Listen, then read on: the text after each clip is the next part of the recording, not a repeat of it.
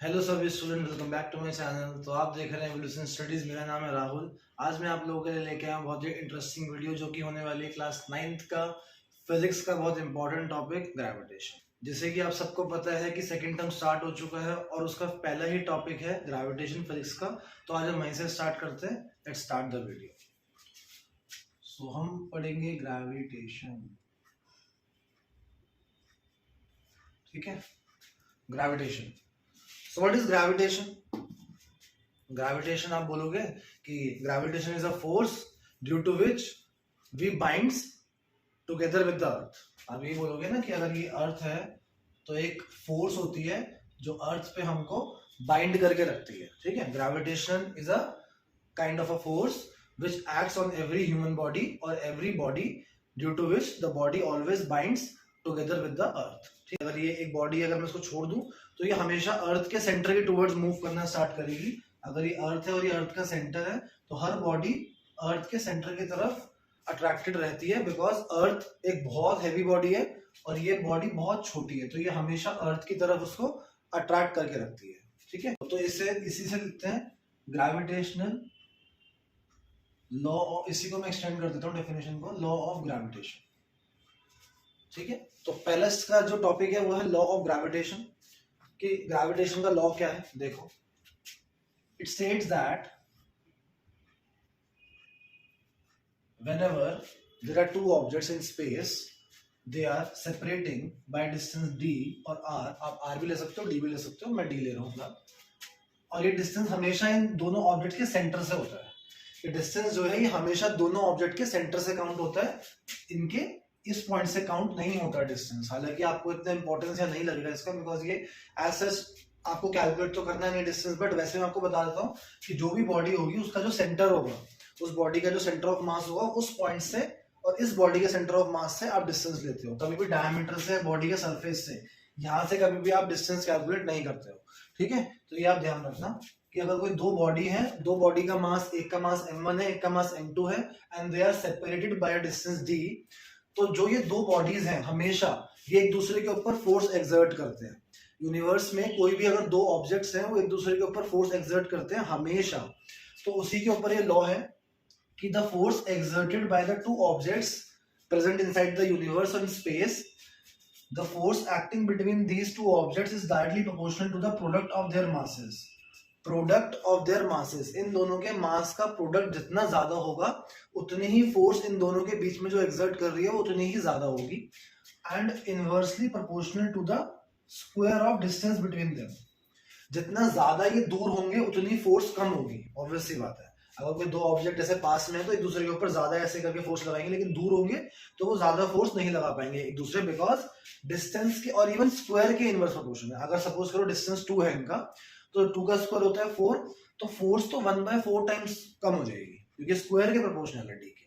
तो एक चीज मैं आपको और बता दूं, काफी सारी लॉज हैं जिनके डिवाइड में हमेशा स्क्वायर आता है, तो इनको इनवर्स स्क्वायर लॉ भी बोलते हैं। जितनी भी ये लॉज है ना, आप आगे पढ़ोगे जैसे काफी सारी लॉज आएंगी। Inverse square law, inverse square law भी बोलते हैं ऐसी लॉज को ज्यादातर, क्योंकि ये सारी लॉज के नीचे डिनोमिनेटर में हमेशा जो भी टर्म आएगा, ज्यादा डिस्टेंस ही आता है तो डिस्टेंस का स्क्वायर होता है सबके लिए, तो इसलिए इनको हम लोग इनवर्स स्क्वायर लॉ भी बोलते हैं।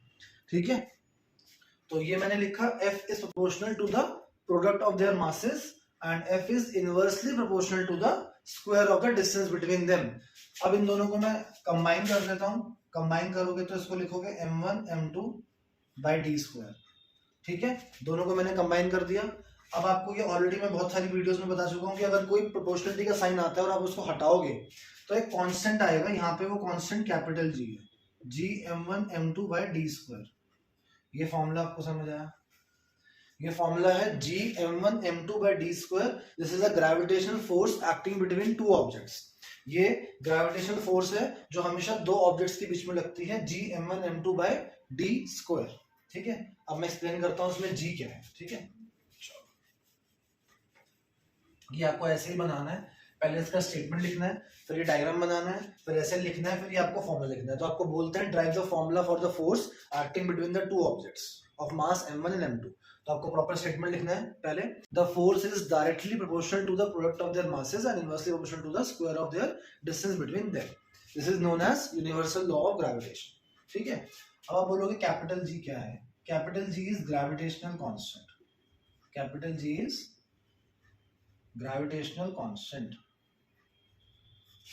कोई भी चीज अगर कांस्टेंट है तो यूनिवर्स के लिए कांस्टेंट है। ये जो ग्रेविटेशनल कांस्टेंट है कि यूनिवर्स में हर पॉइंट पे सेम होता है, ठीक है, हर पॉइंट पे इसकी एक वैल्यू है जो सेम रहेगी। आप कहीं भी जाओ, अर्थ पे, मून में, पोल्स पे, इक्वेटर पे, कहीं भी चले जाओ आप, जी, कैपिटल जी की वैल्यू कभी भी चेंज नहीं होती है। Capital G is gravitational constant. इसकी वैल्यू होती है 6.67 इंटू 10⁻⁻11। इसकी एसआई यूनिट को मैं अलग से लिखता हूँ क्योंकि वो इंपॉर्टेंट है, Newton metre square per KG square. इसकी एसआई यूनिट के बिना अगर आपको कोई इसकी वैल्यू पूछता है कि what is the value of capital G और आप सिर्फ इतना लिखाते हो एसआई यूनिट के बिना, तो आई डोंट थिंक आपको मार्क्स मिलेंगे। अब आपको इसकी एसआई यूनिट बहुत बड़ी लगेगी, Newton metre square per KG square कैसे याद करें, तो मैं बताता हूँ अभी आपको। मैंने पहले भी सिखाया है एसआई यूनिट कैसे निकालते हैं, बट आपको वैल्यू क्या है इसकी 6.67 into 10⁻⁻11 newton metre square per KG square. ये पूरी कैपिटल जी की वैल्यू है। अब आपको वैल्यू तो याद करनी है, एसआई यूनिट के लिए मैं आपको बता देता हूँ कैसे करना है।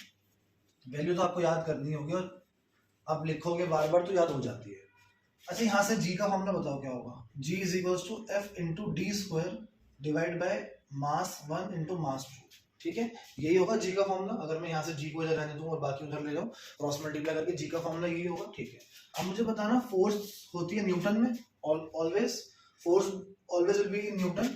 डिस्टेंस का स्क्वायर है तो डिस्टेंस जनरली मीटर में होता है, बट यहाँ पे डिस्टेंस का स्क्वायर है तो आप मीटर का भी स्क्वायर कर दो, ठीक है, divide by mass 1 KG, mass 2 also in KG. दोनों मास केजी में होंगे तो नीचे भी केजी स्क्वायर बन गया ना, न्यूटन मीटर स्क्वायर डिवाइड में बना केजी स्क्वायर।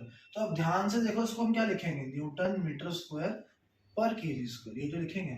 तो अगर किसी को याद नहीं रहती है तो ऐसे भी ऐसे यूनिट आप निकाल सकते हो। मैंने आपको पहले भी सिखाया है कि आप अगर आप भूल गए हो तो कोई इशू नहीं, बट काफी लोग डायरेक्टली भी एग्जाम में आती है, what is the estimate of capital G. तो डायरेक्टली ये भी एग्जाम में आती है 1 मार्क्स की। आपको वैल्यू एक बार को ना भी वो पूछे, लेकिन आपको एस्टिमेट इसकी हमेशा पूछते हैं एग्जाम, ठीक है।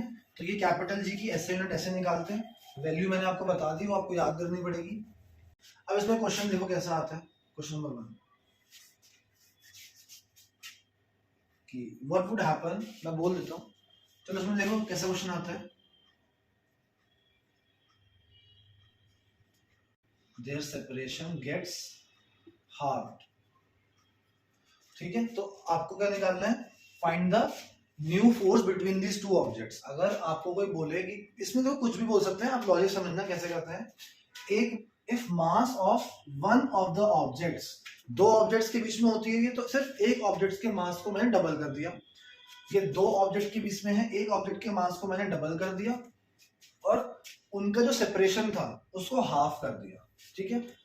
अब जिसको लॉजिकल रीजनिंग पता है वो डायरेक्टली ये बोल सकता है कि फोर्स ऑब्वियसली बढ़ जाएगी, बिकॉज डिस्टेंस भी कम कर दिया और मास बढ़ा दिया। और मैंने अभी आपको बताया कि मास का डायरेक्टली प्रोपोर्शन है और डिस्टेंस के इनवर्स प्रोपोर्शन है। तो अगर आप डिस्टेंस को कम करोगे तो भी फोर्स इंक्रीज होगी, अगर आप मास को इंक्रीज करोगे तो भी फोर्स इंक्रीज होगा, और यहाँ दोनों चीज वही हो रही है।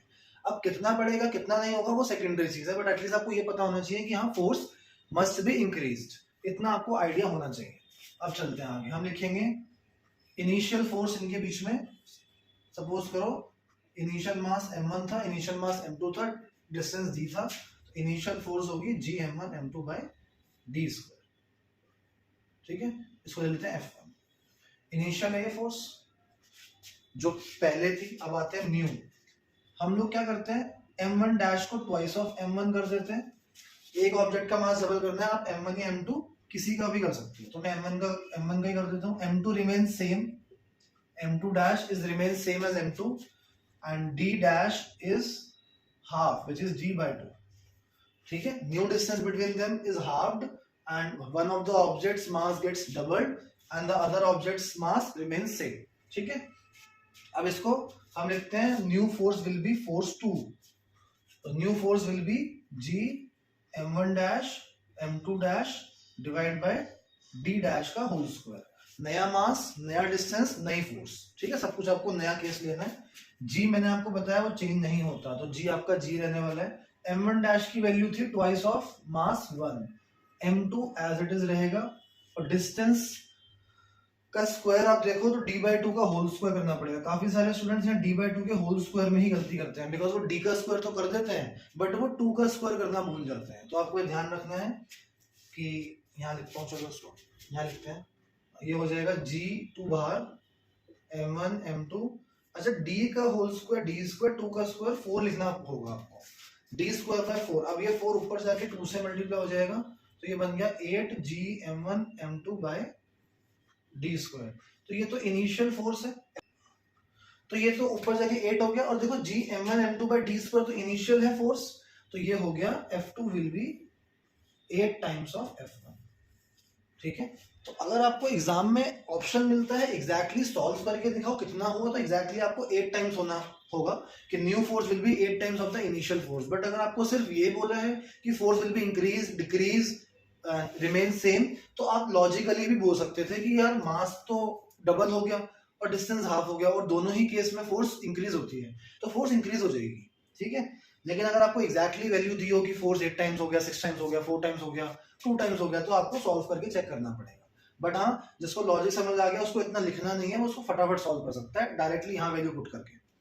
तो ये एक इसका बहुत कॉमन क्वेश्चन था जो आता है, इसमें बहुत सारी वेराइटी है। मास को हाफ कर दो, एक मास को डबल कर दो, एक को हाफ कर दो, डिस्टेंस को 3 टाइम्स कर दो, कुछ भी बोल सकते हैं। आपको इस तरह से लॉजिक लगा के उसको कर लेना है कि मास अगर बोलते हैं एक को ट्वाइस, इसको हाफ, इसका डिस्टेंस डबल, तो बस यहाँ पे 2m m/2 d/2 d/3 2d, कुछ भी अगर वो आपको बोलता है तो आप ऐसे कर सकते हो। ठीक है, अब नेक्स्ट है what are the basic applications of gravitation law. मतलब अगर आप लाइफ में बताओ कि ग्रेविटेशन लॉ कहाँ यूज होती है आपकी डेली लाइफ में या इन्वायरमेंट में। सबको पता है motion of planets around the sun, ये आपके प्लैनेट्स घूम रहे हैं सन के अराउंड, तो ये किस वजह से हो रहा है? Because of gravitation. ठीक है, ये हो गया फर्स्ट। सेकेंड है the force which binds us together with the earth is also known as gravitation force, because हम को अर्थ पे जो अट्रैक्ट करती है फोर्स, कोई भी चीज को देखो ऐसे अगर मैं इसको छोड़ता हूँ तो नीचे जाएगी, ऊपर तो नहीं जाएगी, तो ये जो नीचे लेके जा रही है इस फोर्स को हम ग्रेविटेशन फोर्स ही बोलते हैं। तो सेकंड एग्जांपल, जो ग्रेविटेशनल पुल की वजह से हाई टाइड्स लो टाइड्स होती हैं ओशन में, वो भी ग्रेविटेशन की वजह से ही होता है। ठीक है, तो ये सारे ग्रेविटेशन की वजह से ही हैं। इसके एप्लीकेशंस हैं, आपको एनसीईआरटी में मिल जाएंगे, 3-4 पॉइंट लिखे हैं ये, तो आप इजीली वहां से पढ़ सकते हो, इसमें कुछ। मैं नेक्स्ट कराता हूँ फ्री फॉल। इसका एक न्यूमेरिकल और है, मैं जो अभी मैंने कराया ना GM1 M2 bye R square वाला, वो भी मैं कराऊंगा, बट पहले मैं आपको फ्री फॉल कराता हूँ, उसके बाद कराऊंगा। तो फ्री फॉल क्या है? आप किसी भी चीज को ऐसे फ्रीली छोड़ देते हो, एक होता है ऐसे फेंकना, मैंने फेंका नहीं है, मैंने ऐसे फ्रीली छोड़ दिया जहां पे था वो। तो अगर आप किसी भी ऑब्जेक्ट को ऐसे फ्रीली छोड़ दोगे, एक होता है ऐसे फेंकना और एक होता है छोड़ना ऐसे। ठीक है, तो अगर आप एक ऑब्जेक्ट को फ्रीली छोड़ देते हो तो वो हमेशा under the effect of gravity towards the earth के सेंटर की तरफ मूव करने का स्टार्ट करता है। ऐसे हमेशा वो कोशिश करेगा कि अर्थ के सेंटर की तरफ, मतलब अर्थ के सरफेस की तरफ उसको मूव करना होता है, बिकॉज अर्थ उसको अपनी तरफ अट्रैक्ट करती है। ठीक है, ये बात सबको पता है। ठीक है, अब मुझे एक बात बताओ, अगर ये ऑब्जेक्ट है तो इसका मास क्या होगा? इसका मास हम लोग स्मॉल m लेट कर लेते हैं, अर्थ का मास हम लोग कैपिटल M लेट कर लेते हैं, और अर्थ के सेंटर से अर्थ के सरफेस का डिस्टेंस तो ऑब्वियसली रेडियस ही होगा, रेडियस ऑफ अर्थ। ठीक है, क्योंकि मैंने अभी आपको बताया कि डिस्टेंस अगर आपको निकालना है, अगर मैं अभी अर्थ पे खड़ा हूं तो अर्थ मेरे ऊपर फोर्स जो लगा रही है, तो अर्थ और जो मेरा डिस्टेंस है वो कहाँ से होगा? अर्थ के सेंटर से होगा। तो अर्थ के सेंटर से अर्थ के सरफेस का डिस्टेंस अगर मैं यहाँ पे हूँ तो ये डिस्टेंस क्या होगा? Radius of earth. Mass of earth is capital M, mass of this object या मेरा मास M है। बस अब अगर सपोज करो मैं फॉर्मूला लिखता हूँ, force acting on this body due to earth, तो क्या लिखेंगे हम? Mass of earth capital M और G लिखेंगे यहाँ पे डिवाइड बाय रेडियस का स्क्वायर, ये लिखेंगे। ये है ग्रेविटेशन फोर्स एक्टिंग ऑन, इसको आप लिख दो gravitation force, gravitation force acting on this body due to the huge mass of earth. ठीक है, आप ये बोलोगे।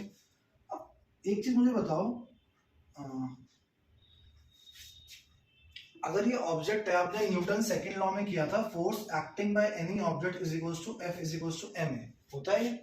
तो मैं ये लिख सकता हूं कि जो ये ऑब्जेक्ट है ये भी M इंटू ए फोर्स लगा रहा होगा, ये जो ऑब्जेक्ट अगर ये मूव कर रहा है, अगर कोई ऑब्जेक्ट मूव ऐसे कर रही है और उसके पास मास भी है, तो ऑब्वियसली वो फोर्स m इंटू ए भी तो लगा रहा होगा ना, ऑब्वियसली। और अब इसको ले लो F2, ठीक है। अब हमको ये पता है कि every action has an equal and opposite reaction, तो Fg जो है वो F2 के इक्वल होगी, बिकॉज अगर फोर्स इस बॉडी पे इतनी फोर्स लगा रही है और ये बॉडी अर्थ पे इतनी फोर्स लगा रहा है ma, तो ये दोनों फोर्स इक्वल होनी चाहिए, ये बिकॉज ये न्यूटन थर्ड लॉ है। तो जब आप इन दोनों को इक्वेट करोगे तो आप लिखोगे ma is equals to g capital M small m divide by r square, small m cancel, तो एक्सेलरेशन आ गया capital G by capital M by r square. अब इसमें मेरे को एक बात बताओ, ये जो एक्सेलरेशन है ये किसकी वजह से है? जो ये बॉडी फ्रीली फॉलिंग हो रही है तो ये किस वजह से हो रही है? ड्यू टू ग्रेविटी या अपने आप, या आपने इसको फेंका? नहीं, आपने सिर्फ छोड़ दिया, ये नीचे अपने आप जा रही है under the effect of gravity. तो फ्री फॉल का मतलब होता है whenever a body is falling freely under the effect of gravity, तो वो बॉडी हमेशा ग्रेविटी की तरफ नीचे जाएगी। तो इसलिए हम इस कैपिटल ए को ना स्मॉल जी लिखते हैं, small ji is equals to G M by R square, ठीक है। G small ji is nothing but acceleration ही है, बट किसकी वजह से? ड्यू टू ग्रेविटी के वजह से, इसलिए इसको हम लोग स्मॉल जी लिखते हैं। Small ji is the acceleration due to gravity. तो अगर कोई पूछता है स्मॉल जी की एसआई यूनिट क्या होती है, तो जो एसआई यूनिट एक्सेलरेशन की होती है वही एसआई यूनिट स्मॉल जी की भी होगी, बिकॉज ये एक्सेलरेशन ही है, बट हम अलग टॉपिक पढ़ रहे हैं तो इसलिए हम उसका सिंबल यूज कर लेते हैं, हम ए नहीं लिखते हैं, वो सेम ही चीज, ठीक है। आ गया समझ इतना? ये बहुत इंपॉर्टेंट डेरिवेशन है। डेरिवेशन आती है क्यों? वो आपको बोलेगा कि स्मॉल जी जो है वो capital G capital M by R square. अब इसमें कैपिटल जी क्या है? एक कांस्टेंट है। मास ऑफ अर्थ वो भी कांस्टेंट है, रेडियस ऑफ अर्थ वो भी कांस्टेंट है। मैं बता देता हूँ आपको, मास ऑफ अर्थ होता है 6 × 10⁻24 kg, इतना सारा मास है अर्थ का, और रेडियस ऑफ अर्थ होता है 6400 किलोमीटर। इसको मीटर में कन्वर्ट कर लेंगे अभी बाद में। तो आपको ये ध्यान रखना है, रेडियस ऑफ अर्थ ये भी कांस्टेंट है, मास ऑफ अर्थ ये भी कांस्टेंट है, जी तो ऑलरेडी मैं आपको बता चुका हूँ कांस्टेंट है। जब ये पूरी वैल्यू कांस्टेंट है तो इसका मतलब अगर मैं सारी वैल्यूज को यहाँ पुट करूंगा तो मुझे जी की वैल्यू मिलेगी 9.81 मीटर पर सेकंड स्क्वायर। और ये आई थिंक आपने आज तक सुना भी होगा अभी कि जी की वैल्यू अर्थ पे 9.8 होती है हम लोग। और एक चीज ध्यान रखना, जब तक वो कैलकुलेशन के लिए आपको ये ना बोले कि जी की लेट द जी की वैल्यू 10 आप ले सकते हो, तब तक आपको नहीं लेना है। याद रखना, एग्जाम में काफी स्टूडेंट्स अपने आप ले लेते हैं ताकि उनको इजी लगे, लेकिन ऐसा नहीं करना है। आपको जी की वैल्यू जब तक 9.8 लेनी है, जब तक वो ब्रैकेट में मेंशन ना करे take G is equals to 10 metre per second square, तब तक आपको 9.8 मीटर पर सेकंड स्क्वायर ही लेनी है जी की वैल्यू, ठीक है। अब जो मेरा क्वेश्चन था वो ये था कि प्रूव दैट या show that the acceleration due to gravity acting on a body is independent of its own mass। अब मुझे एक बात बताओ, मैंने अभी आपको अर्थ बना के दिखाया, अर्थ का मास दिखाया, यहाँ पे एक ऑब्जेक्ट बनाया, या फिर मेरा ऑब्जेक्ट है, मैं हूँ, मास मेरा m है, बट जिस एक्सेलरेशन से ये बॉडी नीचे गिर रही है क्या उसके मास पे डिपेंडेंट है? देखना, उसका तो मास कहीं नहीं इक्वेशन में। जी कैपिटल अर्थ का मास, अर्थ का रेडियस, उसके तो मास का कोई रोल ही नहीं है। अगर मैं ये पेन की जगह एक वाटर बॉटल फेंक दूं, इन दोनों को साथ में रखे, मैं आपको दिखा नहीं सकता वरना मैं दिखाता, तो अगर मैं उसको ऐसे फेंक दूं तो ये दोनों सेम टाइम पे नीचे गिरेंगे, बिकॉज इनके मास से फर्क नहीं पड़ता। ऐसा क्यों होता है? बिकॉज मेरे को बताओ ना, अर्थ का मास कितना है, देखना 6 के आगे 24 जीरो लगाने होंगे आपको, तब जाके अर्थ का मास मिलेगा। और अगर मैं बोलूं 100 kg का मैं हूं और 1000 kg का कोई और एक ऑब्जेक्ट है, तो अर्थ को क्या फर्क पड़ रहा है 100 या 1000 kg से? अर्थ के लिए तो ये भी एक छोटी सी बॉडी है और ये भी एक छोटी सी बॉडी है, तो अर्थ तो उतनी ही फोर्स लगाएगा इन दोनों ऑब्जेक्ट पे, अर्थ को इतना फर्क नहीं पड़ता इससे, ठीक है। इसीलिए हमेशा जो बहुत, अगर कोई ये एग्जाम में क्वेश्चन आता है कि हम, जैसे कि हमने बोला कि हमने अर्थ पे फोर्स लगाई, बट अर्थ ने हम पे फोर्स लगाई तो हम अर्थ की तरफ अट्रैक्टेड हो गए। जैसे आप बोल रहे हो every action has an equal and opposite reaction, तो अर्थ हमारी तरफ मूव क्यों नहीं हो रही? बिकॉज अर्थ का मास इतना सारा है कि अगर हम सब ह्यूमन का मास भी मिला दें तो भी नहीं हो पाएगा, ठीक है, ये आपको ध्यान रखना है, अर्थ का मास इतना ज्यादा है। अब वहीं पे अगर बात आती है मून और अर्थ की, सपोज करो ये मून है, ये अर्थ है, ये तो नहीं आते एक दूसरे की तरफ, क्योंकि मून का मास भी अच्छा खासा है। मून का मास 10⁻22 kgs में है, आई थिंक 7.84 समथिंग, 10⁻22 kgs में, और अर्थ का मास 10⁻24 kgs में है, तो ऑलमोस्ट कंपेरेबल मास है। इसलिए दोनों एक दूसरे के ऊपर फोर्स तो लगाते हैं, बट ये कभी भी एक दूसरे की तरफ अट्रैक्टेड नहीं होते हैं, बिकॉज दोनों का मास ऑलमोस्ट कंपेरेबल है, सिमिलर जैसा है। तो ये भी इक्वल अमाउंट ऑफ फोर्स लगाती है, ये भी लगाती है, तो दोनों अपनी अपनी जगह पे स्टेबल है। इसीलिए जो मूवमेंट हो रहा है अराउंड द सन प्लैनेट्स का, वो इसीलिए हो रहा है जगह में अंडर द इफेक्ट ऑफ सन घूमते रहते हैं। और ये दोनों प्लैनेट्स भी आपस में फोर्स लगाते हैं, बट बहुत दूर है। और सेकेंडली दोनों का मास काफी अच्छा है, तो दोनों अपनी अपनी जगह पे घूम रहे हैं, लेकिन कोई भी एक दूसरे की तरफ अट्रैक्ट नहीं हो रहा। ठीक है, ये आपको ध्यान रखना है। तो जी की वैल्यू 9.8 होती है अर्थ पे। अब मैं बार बार अर्थ पे क्यों बोल रहा हूँ, बिकॉज ये वैल्यू कांस्टेंट नहीं है। बिकॉज देखो ना, मास तो हर प्लैनेट का अलग होता है। चलो मैं बोलता हूँ कैपिटल जी सेम है, चलो मैंने मान लिया, बट मास तो हर प्लैनेट पे अलग है और हर प्लैनेट का रेडियस भी अलग है। तो इसका मतलब प्लैनेट के हिसाब से स्मॉल जी की वैल्यू चेंज होगी, बट वो मैं आज नहीं बताऊंगा, वो मैं आपको नेक्स्ट क्लास में डिस्कस करूंगा। अभी मैं लास्ट टॉपिक डिस्कस करता हूँ, difference between small G and capital G. Exam में बहुत आता है, हर बार आता है, ऑलमोस्ट रिपीटेडली आता है, इसलिए बता रहा हूँ। सबसे पहले आपको लिखना है ये यूनिवर्सल ग्रेविटेशनल कांस्टेंट है। It is defined as the universal gravitational constant, और ये होती है, it is defined as the acceleration due to gravity. ठीक है, मैं जो बोल रहा हूँ लिखना, मैं ज्यादा लिखने का। It is defined as the acceleration due to gravity. ठीक है, it is denoted by small G and capital G, वो लिखा ही हुआ है। ऐसा यूनिट ऑफ कैपिटल जी मैंने अभी लिखा था, Newton metre square per KG square. उससे पहले आप इसकी वैल्यू लिख देना। चलो हाँ, तो नेक्स्ट है इसका फर्स्ट पॉइंट, ये नेक्स्ट पॉइंट है इसका, the value of G is 6.67 into 10⁻⁻11 newton metre square per KG square. ठीक है, इसकी वैल्यू आप लिखोगे 9.8 मीटर पर सेकंड स्क्वायर। ये हो गया second point. Third point, it remains constant everywhere in the universe. कहीं भी चले जाओ, कैपिटल जी की वैल्यू चेंज नहीं होती है। It varies place to place. Example अगर जानना है तो मैं लिख देता हूं कि जी की वैल्यू मून पे होती है 1.63, जी की वैल्यू अर्थ पे होती है 9.8। तो ये प्लेस टू प्लेस वेरी हो गई, बिकॉज मून का मास अलग है, मून का रेडियस अलग है। आजकल मून बहुत ट्रेंडिंग में, इसलिए मैंने मून लिख दिया। बाकी अगर आपको अर्थ का समझना है, मैं अर्थ का भी अभी आपको बताता हूँ, वो भी एग्जाम में आता है कि अर्थ पे जी की वैल्यू मैक्सिमम कहाँ होती है, मिनिमम कहाँ होती है, ये क्वेश्चन अलग से आता है। मैं पहले आपको डिफरेंस दिखा देता हूँ। ठीक है, it remains constant everywhere, it varies place to place, it can not be zero obviously, क्योंकि जब उसकी वैल्यू चेंज ही नहीं होती है। और लास्ट लिख देना, it can be zero also. It can be zero का मतलब है, आप लोगों ने सुना है ना, जीरो ग्रेविटी। जीरो ग्रेविटी का मतलब क्या होता है, जहां पे अर्थ हमारे ऊपर कोई भी फोर्स नहीं लगाती। और अर्थ कोई भी फोर्स नहीं लगाती, इसका मतलब क्या है, हम लोग अर्थ से बाइंड नहीं रहते, हम लोग हवा में उड़ते हैं। जैसे आपने मूवीज में देखा होगा ना कि ऐसे आपके ऑब्जेक्ट्स उड़ रहे हैं हवा में, क्योंकि वो जीरो ग्रेविटी की वजह से होता है। वहां पे ग्रेविटी नहीं है और वहां पे अर्थ हमारे ऊपर कोई भी फोर्स एक्सर्ट नहीं करती, इस वजह से हम फ्री हो जाते हैं, उड़ते रहो। Value of G on earth, ये इंपॉर्टेंट है। Value of G on earth पे जी की वैल्यू मैंने अभी तो बताया 9.8 है। आप बोलोगे फिर क्यों बता रहे हो, मैं ये बता रहा हूं कि मैक्सिमम और मिनिमम कहां होती है जी की वैल्यू अर्थ पे, क्योंकि ये तो एवरेज वैल्यू है 9.8, हमने क्योंकि रेडियस भी एवरेज लिया हुआ है, बट एक्चुअल में तो अर्थ एक स्फीयर नहीं है ना, तो इसलिए एवरेज वैल्यू हमने ली हुई है। बट एक्चुअल में अर्थ की वैल्यू थोड़ा बहुत वेरी करती है अर्थ के डिफरेंट डायमेंशंस पे। देखो कैसे, अर्थ एक ओवल शेप है लाइक एन इलिप्स ऐसे, और जैसे कि हमें पता है ये अर्थ का इक्वेटर होता है और ये अर्थ का पोल होता है। ठीक है, ये अर्थ का इक्वेटर है, ये अर्थ का पोल है। तो अर्थ का, और ये ओरिजिन है 0,0, तो ये डिस्टेंस है रेडियस ऑफ इक्वेटर।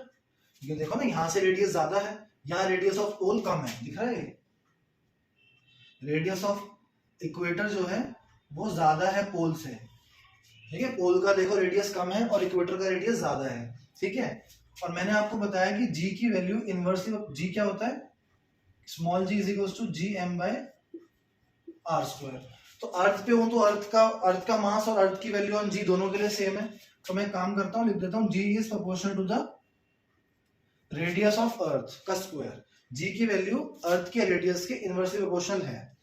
तो एक बात मुझे बताओ, अगर रेडियस ज्यादा होगा अर्थ का जिस जगह पे, उस जगह पे जी की वैल्यू ऑब्वियसली कम होगी, नहीं होगी।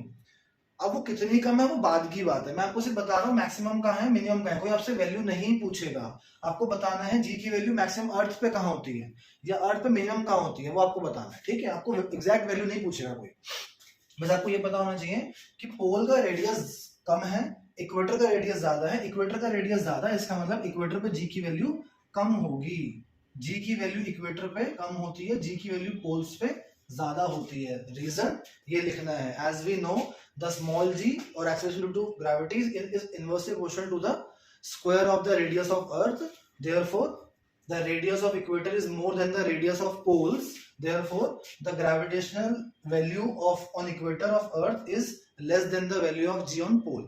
अब ठीक है, तो मैक्सिमम वैल्यू कहाँ होती है, मैक्सिमम वैल्यू होती है पोल्स पे, आपको सिर्फ इतना लिखना है, और मिनिमम कहाँ होती है इक्वेटर। अगर मैं आपको इनकी वैल्यू बताऊं तो आई थिंक 9.89 के आसपास या 87 के आसपास होती है पोल्स पे, और इक्वेटर पे होती है 9.7 समथिंग, इक्वेटर पे 9.75 ऐसे कुछ होती है। तो ये आपको वैल्यू याद नहीं रखनी, बस इतना आपको याद रखना है मैक्सिमम वैल्यू पोल्स पे होती है, मिनिमम वैल्यू इक्वेटर पे होती है। अगर रीजनिंग पूछी जाती है तो रीजनिंग आपको ये लिखनी है, वर्ड में लिखो या ऐसे लिखो वो आप देख लेना, आप जैसे भी लिख सकते हो। वर्ड में लिखो ज्यादा अच्छा रहेगा, और वर्ड में लिखने के बाद ये भी लिख देना, तो दोनों तरफ से आप सेफ हो जाओगे। सो ये था आज का सेशन ग्रेविटेशन का, आज के लिए हम इतना ही करेंगे। तो हम मिलेंगे ऐसे किसी नेक्स्ट वीडियो में, ग्रेविटेशन का पार्ट 2 लेकर आऊंगा मैं आपके लिए बहुत जल्दी, जिसमें हम लोग थोड़े न्यूमेरिकल ज्यादा करेंगे। आज मैंने कॉन्सेप्ट समझाया आपको, कॉन्सेप्ट काफी इंपॉर्टेंट था और एकदम नया था, इसलिए मैंने कॉन्सेप्ट समझाया। न्यूमेरिकल भी मैंने आपको 1-2 बताए हैं, लेकिन मैं आगे और न्यूमेरिकल लेके आऊंगा इसके। सो तब तक के लिए bye, have a good day.